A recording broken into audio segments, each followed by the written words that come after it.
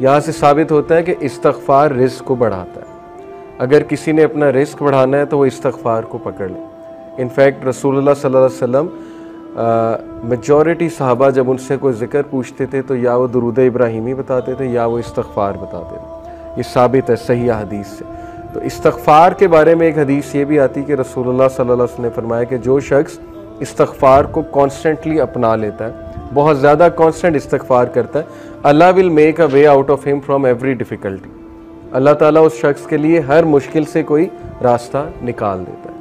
तो मैंने खुद भी पर्सनली अपनी लाइफ में देखा, आई एम श्योर कि आप लोगों ने भी देखा होगा कि जो बंदा बहुत ज़्यादा इस्तग़फ़ार करता है उसके मामलात आसान होते हैं, और जो बंदा जितने गुनाहों में पड़ा होता है और इस्तग़फ़ार जो है नहीं करता है तो फिर ज़ाहिर है कि उसके मामलात फिर बहुत तंग हो जाते हैं, उसकी लाइफ बहुत तंग हो जाती है।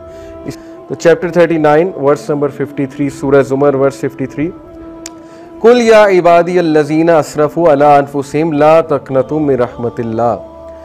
ए नबी कह दीजिए मेरे बंदों से, यहाँ पर या इबादी तमाम इंसानों से बात हो रही है, अल्लज़ीना असरफ़ू अला अनफुसिहिम जो कि ज़्यादती कर चुके हैं अपने नफ्स में, who have cross the limits. असरफ़ू यानी कि इसराफ कर दिया हुआ है, ज़्यादती कर दी हुई है उन्होंने अपने नफ्स पर।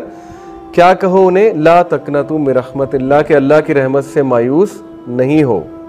इन्नल्लाह यग़फ़िरु ज़ुनूबा जमीआ, बेशक अल्लाह ताला तमाम गुनाह माफ़ कर देता है, तमाम गुनाह माफ़ कर देता है। एक हदीस कुदसी में आता है कि अल्लाह सुब्हानहू तआला कहते हैं कि ए इब्ने आदम, अगर तू मेरे पास गुनाह लेकर आए और तेरे गुनाह जो है वो ज़मीन से आसमान तक जो है वो डिस्टेंस को फिल कर रहे हैं, लेकिन तू मुझसे सिंसियर रिपेंटेंस करता है तो मैं तुझे माफ़ करूँगा। हदीस है कि जब एक गुनाहगारी, सही बुखारी की हदीस है, जब एक गुनाहगार शख्स अल्लाह से गुनाहों की माफ़ी मांगता है तो अल्लाह को इस तरह की खुशी होती है जैसे एक इंसान जिसका कैमल डेजर्ट में लॉस्ट हो गया था और वो अपने कैमल को ढूंढ रहा था और उस कैमल पे सारा सामान था, उस कैमल पे पानी भी था, उसका बाकी भी दीगर सामान था, और अचानक उसे दूर से वो कैमल चला नज़र आता है तो वो खुशी में आपे से बाहर होकर जो है वो ये कहता है कि अल्लाह मैं तेरा रब हूँ और तू मेरा बंदा है। ये हदीस के अल्फाज है, यानी खुशी में इस तरह के अल्फाज कह देता है। तो अल्लाह ताला को इस लेवल की जो है वो खुशी होती है जब गुनाहगार बंदा अल्लाह से बात करता है, जब गुनाहगार बंदा अल्लाह सुब्हानहू तआला को पुकारता है।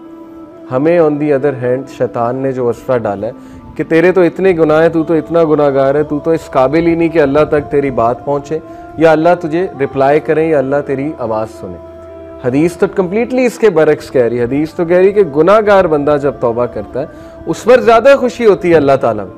तो बहुत बड़े बड़े गुनाह लोगों से हो जाते हैं लेकिन अल्लाह का दरवाज़ा हमेशा खुला है, अल्लाह का दरवाज़ा कभी बंद नहीं होता। इंसान खुद दरवाज़ा बंद करता है, अल्लाह कभी दरवाज़ा बंद नहीं करता। ओके, तौबा की कंडीशंस के बारे में आप सबसे बात करना चाहूँगा। बहुत ज़रूरी है कि चूँकि तौबा एक बेहतरीन अमल है, बहुत बड़ा अमल है, और जैसे फ़िरऔन था, अना रब्बुकुमुल आला, तकब्बुर, एक तो गुनाह कर रहा है, बच्चों को मार रहा है, आगे से ऐलान कर रहा है कि मैं रब हूँ, मैं ज़िंदगी देता हूँ, मैं मौत देता हूँ। तो ये वाला जो सिन है इसके बारे में है कि that person will be cursed. Verily Iblis disobeyed due to pride and he was cursed. उन्होंने कहा कितना खूबसूरत कंपैरिजन है कि आदम अलैहिस्सलाम ने भी गुनाह किया लेकिन वो गुनाह डिज़ायर की वजह से था, फिसल गए, लेकिन इब्लीस का जो गुनाह था वो तकब्बुर की वजह से था, वो प्राइड की वजह से था, तो वो कर्स्ड हो गया, इसीलिए हम उसे रजीम कहते हैं।